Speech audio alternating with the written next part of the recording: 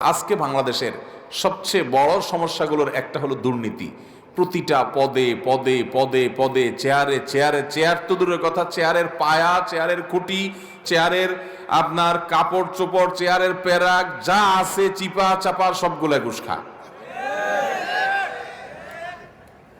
একটা টিকিট কিনতে যাবেন ট্রেনের, নাই, কালোবাজারি হয়ে গেছে। ঠিক না ভাই? ঠিক। চতুর্পাশে।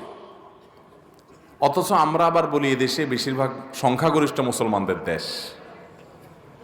তাহলে যত দুই নম্বরই কাজ করে এগুলো সব বেশিরভাগ মুসলমান না?